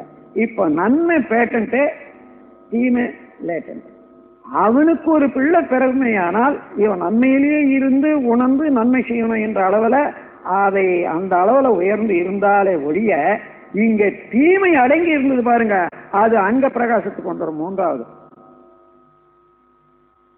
பாட்டனாண்ட இருந்து அப்பா வாழ்ந்த பிரகாசிக்க முடியாதது பேரனாண்ட பிரகாசிக்க ஆரம்பிக்கும். அதனால பெரும்பாலும் 2வது தலைமுறையில தான் அது பேரனுடைய அதாவது பாட்டனுடைய அம்சங்கள் எல்லாம் ஒளிவிடும் என்பதற்காக அந்த பாட்டனுடைய பெயரையே பேரனுக்கு வைக்கிறது. அதனால்தான் பேரன் என்ற பெயரை தாங்கி வந்ததுனால பாட்டனுடைய பெயரை பேரன் என்ற பெயரை வச்சிருக்காங்க. அந்த மாதிரி இப்படி தடுத்து தடுத்து தடுத்து மீண்டும் மீண்டும் ஒவ்வொரு புதிய புதிய கருத்துக்களும் செயல்களும் பதிந்து பதிந்து இப்படியே தொடர்ந்து வந்து கொண்டிருக்கிறது தான் நாம் சங்கீத கர்மம் என்று சொல்றோம். வினை வழியே அல்லாது ஒரு மனிதனுக்கு வேறொன்று நடப்பதும் இல்லை, நடக்கவும் முடியாது. ஆகவே அதெல்லாம் இது வரணும் அது வரணும் இப்படி வரணும் இப்படி வரணும்ன்றதெல்லாம் விட்டுவிட்டு இருக்கிறது இருக்குது, வர்றது வரட்டும், நான் இந்த இருந்து நல்லது செய்வேன், என்னுடைய செயலுக்கு தகுந்த நன்மையும் அடைய முடியும். அல்லது அதிகமாக அடிபடுறதா லேசாகவும் பட்டுக்கிட்டு போகலாம், அல்லது அடியை தாங்கி கொண்டு இருக்கக்கூடிய சக்தி வரும், அல்லது அடிபடாதையும் என்னால காப்பாற்றிக்க முடியும். இந்த அளவு செய்யணும்னு சொன்னா அதுதான் கர்மயோகம். இன்னைக்கு செய்யற செயலை தேர்ந்து செய்யக்கூடிய அளவுக்கு அறிவை பண்படுத்தி கொண்டு இன்னதுதான் செய்யணும் என்று தேர்வுக்கு அறிவை கூர்மையாக்கி கொண்டு விளைவறிந்து விழிப்போடு செயல் செய்யக்கூடிய திட்டமும் அந்த தெளிவும் உறுதிப்பாடும் வறுமையானால் அங்கதான் மனிதன் விடுதலை அடைகிறான். பழைய இதுல இருந்து அதாவது செயின்ல இருந்து விடுதலை பெறுகிறான். இதுதான் விடுதலை. அப்படி விடுதலை பெற பெற பெற பெற அறிவு பிரகாசிக்க ஆரம்பிக்கும். தானாகவே மெஞ்ஞானம், அதாவது மேலே இருக்கக்கூடிய களங்கத்தை கழித்து விட்ட பிறகு உள்ளே இருக்கக்கூடிய ஒளி வீச வேண்டியதுதானே. அதனால நீங்க உள்ளே இருக்கக்கூடிய ஒளியை தேடவே வேண்டியதில்லை, அதை மூடி இருக்கக்கூடிய களங்கத்தை தான் போக்கணும். அம்மாதிரி நம்முடைய எண்ணங்கள்ல செயல்கள்ல என்ன தேவையில்லாத இருக்கின்றன. மனித சமுதாயத்துல வளர்ந்து வந்த மனித சமுதாயத்துல என்னென்ன தேவையில்லாத பழக்கங்களும் கற்பனைகளும் உள்ளன என்று சிந்தனை செய்து செய்து செய்து பார்த்தீங்கன்னா ரொம்ப நல்ல தெளிவா வரும். அப்பொழுது கூட உடனடியா சமுதாயத்தை மாற்றிட முடியாது, சமுதாயத்தை நீச்சல் போட்டும் வாழ முடியாது. ஏன்னா ஒவ்வொரு நாளும் இந்த சமுதாயத்தில் உள்ள மக்கள் மூலமாகத்தான் அவங்களுடைய உதவியினால் தான் வாழணும். அதனால அவங்களுக்கு ஒத்த முறையில சிறிது சிறிதாக ஒரு சேஞ்ச், ஒரு மாறுதல் வரக்கூடிய அளவுல நம்மால இயன்ற வரையில ஒரு அளவுல ஒரு ஒளிய ஊட்டலாம், அடி ஒளிய செயல்களுக்கு ஒரு உருவம் கொடுக்கலாம். அந்த அளவுக்கு அன்பு ஏற்பட்டு விட்டால் உங்கள் பேர்ல பிறருக்கு அன்பு ஏற்படுற அளவுக்கு, அந்த அன்பு விரிகிற அளவுக்கு, மதிப்பு உயர்ற அளவுக்கு வர வர வர வர எந்த அளவு நீங்க உங்களுடைய கருத்தை பரப்ப முடியுமோ அந்த இடத்துலதான் கருத்தை பரப்ப முடியும். அப்பதான் கேட்டுக்கொள்வாங்க. இல்லையானா சாதாரண மனிதன் உயர்ந்த கருத்தை ஒண்ணு பேசினான்னு சொன்னா யாரும் எடுக்கவே மாட்டாங்க. அந்த அந்தஸ்துல அவர்கள் மத்தியில எந்த நம்பிக்கைக்கு அவன் பாத்திரமாக வந்தானோ அந்த இடத்துல அவன் என்ன சொல்றானோ அங்கதான் அவன் கேட்பாங்க. ஆகையினால யாரையும் அதற்கு மேலாக நான் இவ்வளவு தெரிஞ்சிருக்கேன், இந்த உலகத்தை நான் மாற்றிட முடியும் என்ன, அது அகம்பாவம் தான். அந்த மாதிரி எத்தனையோ பேர் அழிஞ்சிட்டாங்க. ஆகையினால அதுவும் கூடாது. இந்த மனித சமுதாயம் கொஞ்சம் கொஞ்சம் கொஞ்சமாக மாற்றம் பெற்று கொண்டுதான் வருது. இப்ப இறைநிலையை நாடி கிட்ட நெருங்கி கொண்டு வர்றது என்பதற்கு பல சாட்சிகள் இருக்குது. இதுக்கு மத்தியில அணு கொண்டு வரட்டும், அது வரட்டும், எல்லாம் போனாலும் இதெல்லாம் அனுபவமாகி மனிதன் அமைதியை நோக்கித்தான் சென்று கொண்டிருக்கிறான். நாட்டோ சீட்டோ அதெல்லாம் என்றாங்களே, என்ன அர்த்தம்? தனித்தனியா ஆட்சி செய்து பார்த்துட்டான், தனித்தனியா வாழ்ந்து பார்த்துட்டான், முடியல. இப்ப கூட்டு சேர்றான் ஒண்ணு ஒண்ணா. அப்படி கூட்டு சேர்ந்து சேர்ந்து பார்க்கறான். மறுபடியும் இவனுடைய பழைய பழக்க வழக்கங்களால, பொறாமையினால, ஒரு தன்முனைப்பினால அந்த கூட்டு உடையுது. மறுபடியும் இன்னொரு கூட்டு சேர்றான். இப்படி இந்த பெருங்கூட்டா சேர்ற போது உலக ஆட்சி என்ற அளவுல ஒரே உலக கோர்வையாக ஒரு ஆட்சி அமைந்த பிறகு அதன் கீழே மனித குலம் எவ்வாறு இன்னும் உயரணும், இனி வருங்கால மக்களுக்கு எவ்வாறான கல்வி கொடுக்கணும், வசதி செய்யணும் என்று பார்க்கிற போது அப்படி ஒருங்கிணைந்த ஆட்சி, ஒருங்கிணைந்த பொருளாதாரம், ஒருங்கிணைந்த வாழ்க்கை நெறி வர்றதுக்கு ரொம்ப நாள் இல்லை. சும்மா ஒரு 50 ஆண்டு 100 ஆண்டுகளுக்கு உள்ளாக வந்துவிடும். முன்ன 1000 ஆண்டு பரிணாமத்தில் வந்த மாறுதல் இன்னைக்கு 5 ஆண்டுல வரக்கூடிய அளவுக்கு விஞ்ஞான அறிவும் அதற்குரிய கருவி சாதனங்களும் வந்து விட்டதுனால ரொம்ப விரைவாக மனித இனம் முன்னேற வேண்டும். அதற்கு நீங்கள் எடுக்கிற ஒரு முயற்சி, இப்ப நான் எடுக்கிற முயற்சி, நாம் கூடி ஆராயக்கூடிய திறன், இந்த அறிவு, இந்த பண்பாடு விதையாக ஆரம்ப கட்டமாக இருந்து கொண்டு சிறுக சிறுக சிறுக சிறுக மனித குலத்துக்கு உதவியாக இருக்கும். நம் வரையில முதல்ல இதை உணர்ந்து சரிப்படுத்திக் கொள்வோம். அதை பயன்படுத்துற போது குடும்பம் வரையில அமைதியாக இருப்பதற்கு ஒருத்தர் மதித்து ஒருவருக்கு ஒருவர் உள்ளத்தில் இருக்கக்கூடிய தேவையை உணர்ந்து மதிப்பளித்து வாழக்கூடிய பண்பாட்டை ஒவ்வொருவரும் முதல்ல நீங்க நல்ல விஷயம் உலகத்துக்கு நான் நல்லது அடையணும் என்றால் குடும்பத்துக்குள்ளாக முதல் பயிற்சி செய்யணும், பழக வைக்கணும். அங்க எதிர்த்து பேசி சண்டை போட்டுக்கிட்டு நீங்க வெளியில போய் ஒண்ணும் செய்ய முடியாது. ஆகையினால முதல் குடும்பத்துல உள்ளவங்க அங்கே அமைதியை நிலைநாட்டணும். அவர்களுக்கு ஒவ்வொருவருக்கு 2 பேருக்கு இடையிலே உள்ள ஒரு ஒற்றுமையும் மதிப்பையும் ஒருவருக்கு ஒரு உணர்ந்து ஒத்தும் உதவியும் போகணும். அதனாலதான் அந்த இடத்துல நான் சொல்றேன், டாலரன்ஸ், அட்ஜஸ்ட்மெண்ட், சாக்ரிஃபைஸ், இந்த மூன்றும் வேணும் ஒரு குடும்பத்துல. கொஞ்சம் வேறுபாடு இருக்கும். வளர்ந்து வந்த சமுதாயத்துல எத்தனையோ கோடி பிறவியில வந்த ஒவ்வொருவரும் பல காரணங்களால பல விஷயங்கள்ல வேறுபட்டு இருக்கும். அதனால எல்லாத்தையும் மாத்திர முடியாது. அதனால அவங்க செய்யட்டும், அவங்க விடுவோம். அவங்க செய்யற வரைக்கும் செய்வோம், நாம அவங்களுக்கு உதவி செய்வோம் என்ற போது அவர்கள் உதவி செய்ய வருவாங்க. இப்படி ஒத்து இணைஞ்சு வர்ற போதுதான் அதுதான் டாலரன்ஸ். 100 நன்மை நாடுற 95 இருக்குது, 5 தான் வித்தியாசம் இருக்குதுன்னு அந்த 5க்கு பொறுக்க முடியாத இந்த 95 தூக்கி அடிச்சு. இதுதான் மனிதனுடைய சுபாவமா இருக்கு. அப்போ வாழ்க்கையில நட்டம் தான். அத அந்த 5 அவங்களுக்கு விட்டு கொடுத்து 95 அனுபவிக்கலான்ற அளவுக்கு பொறுமை கொண்டா அத அந்த 5 கூட காலத்தால சரியா வந்துடும் உங்களை நீங்கள் விரும்புறபடி. அதன் பிறகு அட்ஜஸ்ட்மெண்ட், நாம ஒண்ணு செய்யறோம், அவங்க ஒண்ணு செய்யறாங்க, அதை ரெண்டையும் இணைத்து ஒருவருக்கு ஒரு ஒத்துப்படுற அளவுக்கு காலத்தால காத்திருந்து செயலால ஒன்றுபட்டு இணைந்த அளவுல ஒன்றுக்கொன்று ஒன்றுபடுற அளவுக்கு வர்ற போதுதான் அட்ஜஸ்ட்மெண்ட் வரும். விட்டு கொடுத்தல் என்று பேரு. அதுக்கப்புறம் தியாகம். சில சமயத்துல விட்டு கொடுக்கவே முடியாது, கடைசியா ஒருத்தரே விட்டு கொடுத்தாதான் சரியா இருக்கும் வச்சுங்க. அந்த இடத்துல தியாகம் தான் வேணும். உதாரணமா, நீங்க ஒரு பெண்ணை கல்யாணம் பண்ணி கொடுக்கணும்னு வச்சிருக்கீங்க. உங்களுக்கு உங்களுடைய அக்கா மகனுக்கு கொடுக்கணும்னு இருக்கணும் ஒரு ஆணுக்கு. அம்மாவுக்கு தன்னுடைய அண்ணன் மகனுக்கு கொடுக்கணும்ன்ற எண்ணம் இருக்கும். நீங்க அட்ஜஸ்ட்மெண்ட் வருமா? எதை எப்படி அட்ஜஸ்ட்மெண்ட் பண்றது? இங்க ஒருத்தர் தியாகம் தான் பண்ணணும்.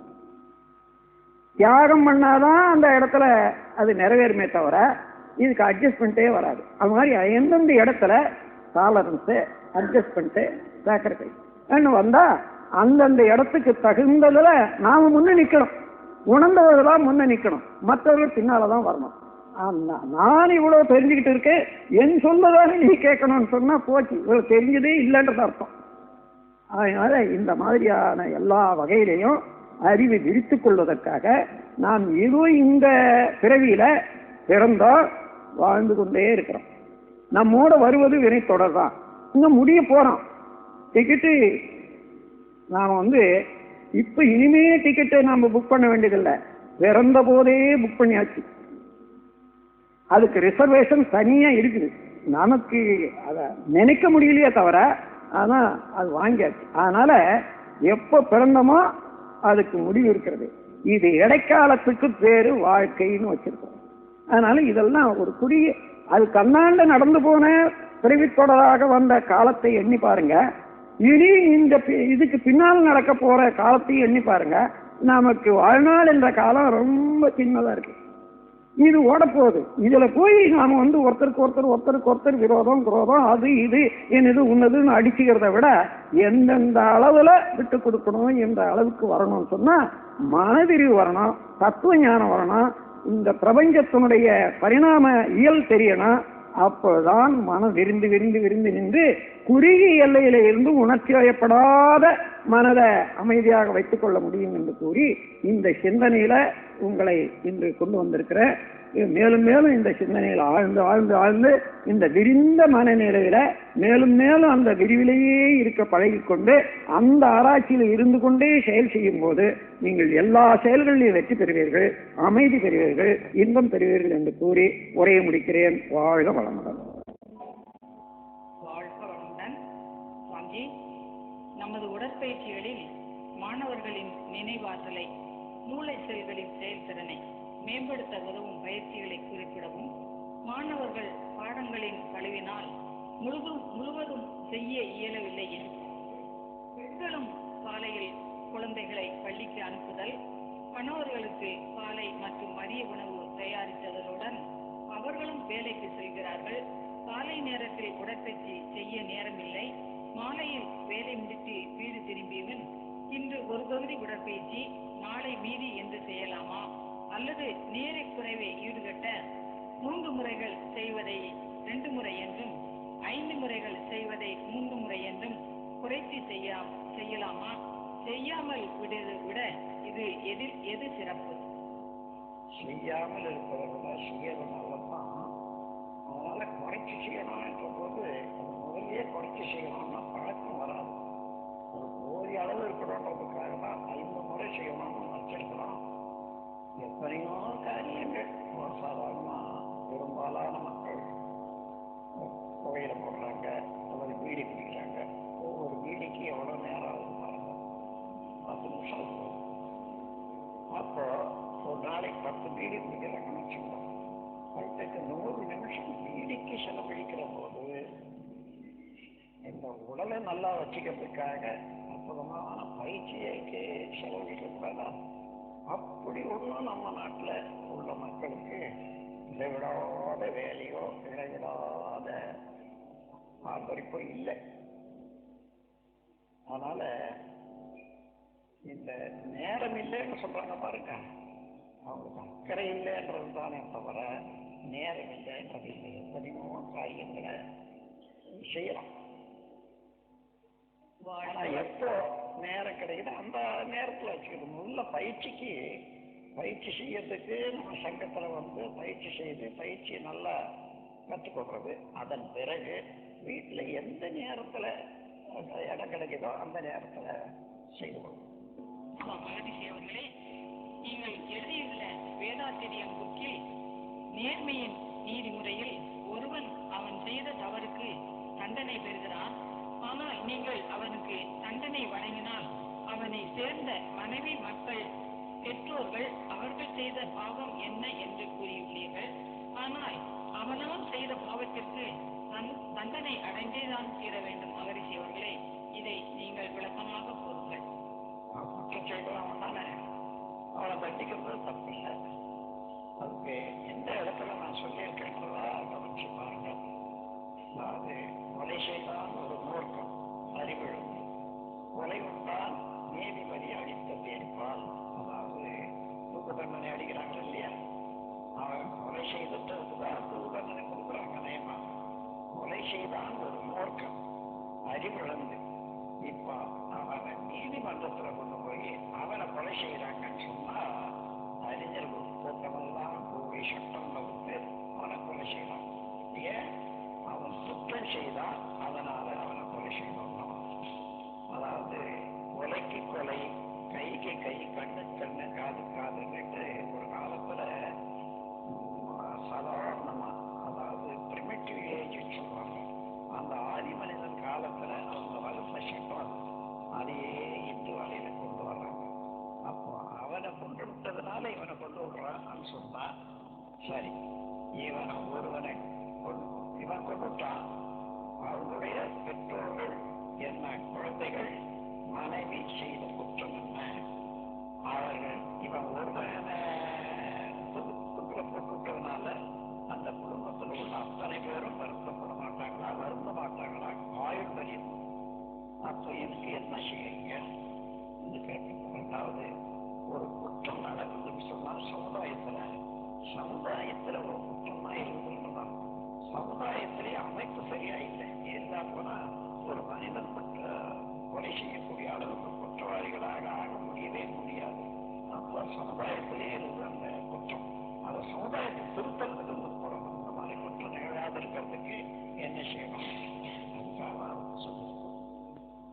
மனம் செம்மையாக தியானம் ஒன்று போதுமா, அல்லது கோவில்களுக்கு மற்றும் பலவித ஞானிகள் வாழ்ந்த இடத்துக்கு செல்ல வேண்டுமா? அது வாழ்ந்த அப்படி சொல்ல வேண்டாம். வீரருக்கு துன்பமில்லாத நான் வாழணுன்றதும், அதே போல யாருக்கு என்ன துன்பம் என்றால் என்னால முடிந்த வரையிலே உதவி செய்து கொண்டே இருப்பேன் என்ற ஒரு நல்ல எண்ணத்தோடு இருக்கிற போது நீங்க அதோட அந்த எண்ணத்தை பழக்கத்தில் வைத்துக் கொண்டு அது தியானம் செய்வீங்கன்னா தியானமும் நல்லா இருக்கும். அந்த தியானத்தினால மனமும் செய்யலாம். வாழ்க வளமுடன். மனித வாழ்க்கைக்கு மிக முக்கியமாக கருதப்படுவது எது? மனித வாழ்க்கைக்கு அறிவும் ஒழுக்கமும் பண்பாடும் தான். அதுதான் இப்போ 5 பண்பாட்டை ஆராய்ச்சி செய்து பாருங்க, அது கொஞ்சம் பாருங்க. இறை வழிபாடு பற்றி தாங்களது தத்துவத்தில் தெரிந்து கொள்ள விரும்புகிறேன். இப்ப ஏற்கனவே நான் சொல்லிட்டேன். அதாவது இறை வழிபாடுன்னு சொன்னா இறைநிலையினுடைய நீதி இயக்க நீதி உணர்ந்து அதற்கு முரண்படாத வாழணும். உதாரணமா சாப்பிட்டா 7 தாதுக்களாக மாறுது. அது அந்தந்த தாதுக்கள்ல போய் சேர்ந்து உடலை நல்ல மாதிரி வச்சு எவ்வளவு சாப்பிட்டா இது உடலுக்கு ஒத்துக்கொள்ளும், உடலுக்கு அனுபவம் இல்லையா? இந்த மாதிரி இப்போ உடல்ல 7 தாதுக்களாக உணவை மாற்றது யாருமே தானே செய்து கொண்டிருக்கல.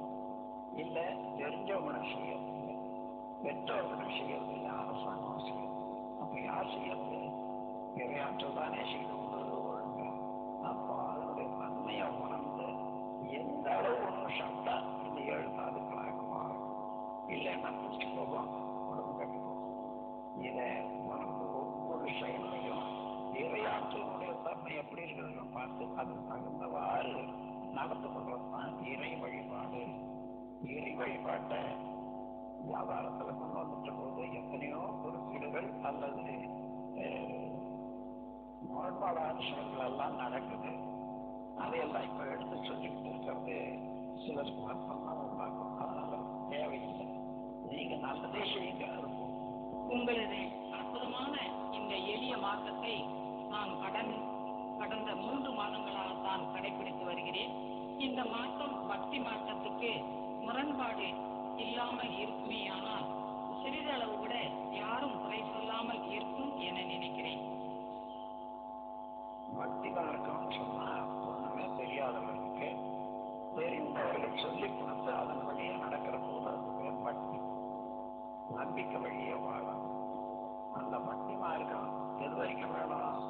சிந்தனை ஆற்றல் வளர்ந்த வரைக்கும் வேணும், குழந்தையாக இருக்கிற வரைக்கும் வேணும். அதுக்கு மேல வளர்ந்தவங்க ஞான மார்க்கத்துக்கு எந்தெந்த செயல் செய்தா என்ன விளையும் என்பதையும், இறையாற்றல் எப்படி எல்லா பொருளையும் எல்லா இடத்துலையும் இருப்பதையும் உணர்ந்து தனக்குத்தானே தெளிவாக வாழ்வதுதான் ஞான மார்க்கம். இது எது உங்களுக்கு நல்லதோ தெரியுமோ அது வரைக்கும் செய்யும். சுவாமி, மனம் என்பது மனிதனுக்கு மட்டும்தானா? விளக்கம் விளைகின்றோம். மனம் என்பது ஜீவன் சொன்னா இன்பப்பட்ட உணர்வு இல்லையா? அதுக்கு அதை உணர்றதும் அதுக்கு தகுந்தவாறு தேவைகளை முடிச்சு கொள்றதும் எல்லாம் மனம். அதனால எதுவுமே ஜீவனாக இருந்தா மனம் இருக்கும். வாழ்க வளமுடன். சுவாமி, பூமியை சுற்றி காற்று மண்டலம், அதற்கு அப்பால் வெற்றிடம், காற்று வெற்றிடம் நோக்கி பாய்ந்து விடாதா? விளக்கம் விளைகின்றோம். காற்று வெற்றிடத்தை விட ஜனப்பட்டது, அதாவது அணுக்களுடைய கூட்டு தான் காற்று. அது பூமியை ஒட்டி தான் இருக்கும். பூமியை ஒட்டி ஒரு 10 மைல் வரைக்குமா இருக்கும். மேல காற்று இருக்க முடியாது. பூமியும் சூரியனை சுற்றி வரக்கூடிய வேகத்துல ஒரு நாள் முன்னுக்கு 15,50,000 மைல் வேகத்துல சுற்றி ஒரு நாளைக்கு. அதனால காற்று அங்கே இருக்குமா? எங்க போனாலும் பூமி எங்க போனாலும் பூமியோட ஒற்றுமையா இருக்கும். தவத்தில் ஆக்கினை கிடைப்பதில்லை, துரியம் துரியாதீனம் நன்கு கிட்டுகிறது. ஆக்கினையை விட்டுவிட்டு மேலே செல்லலாமா? ஆக்கினையில இருந்து தான் சொல்லணும். ஆக்கினையில தான் வளர்த்து கொள்ள வேண்டியது அவசியமா வளமுடன். சுவாமி, உலக சமாதானம் என்ற தாங்களது கோட்பாடு நடைமுறை சாத்தியப்படுமா? இந்த நவீன உலகில், இந்த நவீனமாக உள்ள உலகத்தில் சாத்தியப்படும். எல்லாரும் சேர்ந்து செய்ய வேண்டியது. அதற்கு தான் எல்லாரும் தெரிந்து கொண்டதான் நம்ம உலக சமாதானம் வரணும்னு சொன்னா உலக ஆட்சி வேணும், விருப்பத்தை யாருமே தீங்கி செய்யாத மனநிலை வேணும். அதுக்கெல்லாம் எல்லாரும் சேர்ந்து பாடுபடணும்னு சொன்னா ஒவ்வொரு ஆட்சி முறையும் ஆட்சியாளர்களும் மதங்களும் எல்லாம் கூடி முயல வேண்டியது. அதுதான் இந்த 16 திட்டங்களை கொண்டு எல்லாத்தையும் அந்த கருத்தை செய்யணும். வாழ்க வளமுடன். சுவாமி, தவம் செய்யும் பொழுது எண்ணமற்ற நிலையை ஏற்படுத்திக் கொள்வது எப்படி? அதனால என்ன லாபம்? எண்ணமற்ற நிலை செத்தா வரப்போகுது. அதுதானே அதையே நாடுறீங்க. இப்போ இருக்கிற போது நல்ல எண்ணமா இருக்கிறதுக்கு என்ன செய்யலாம்னு கேட்க வேண்டியது தானே. அது கேளுங்க. அதுதான் இப்ப சொல்லிட்டு வர்றோம்.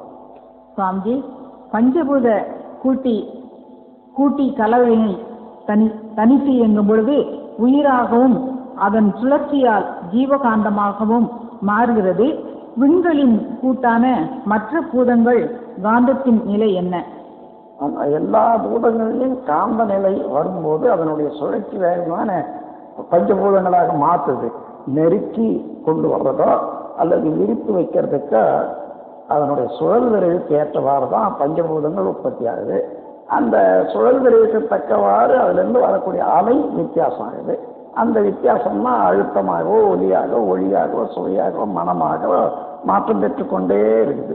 அதனால அந்த பஞ்சபூதங்கள்ல இருந்து வரக்கூடிய அலை 5 வகையில மாறுபட்டு வருது. அதுதான் அழுத்தம், ஒளி, ஒலி, சுவை, மனம். ஜீவன்ல அதுவே இதை உணரத்தக்க மனமாகவும் வருது. வாழ்க வளமுடன். சுவாமிஜி, உடலை விட்டு உயிர் பிரிவது என்பது எந்த நிகழ்வை வைத்து முடிவு செய்கிறோம்? கோடான கோடி உயிரணுக்கள் எப்படி நமது உடலில் இருந்து ஒரே நேரத்தில் விலகி போகிறது? அது உயிரணுக்கள் ஒன்றும் விலகிறது இல்லை. அந்த அணுக்களிலிருந்து உற்பத்தியாளருடைய அலையெல்லாம் சுழன்று கொண்டே இருந்து உடல் மையத்துல கருமையமா இருக்குது இல்லையோ, அந்த கருமையத்தில் தான் செய்த செயல்கள் எல்லாம் இருப்பாகி வினைப்பயனாக இருக்கிறது. இந்த உடல் இது சரியாக இயங்கிறதுக்கு 7 தாதுக்களும் அல்லது இந்த மற்ற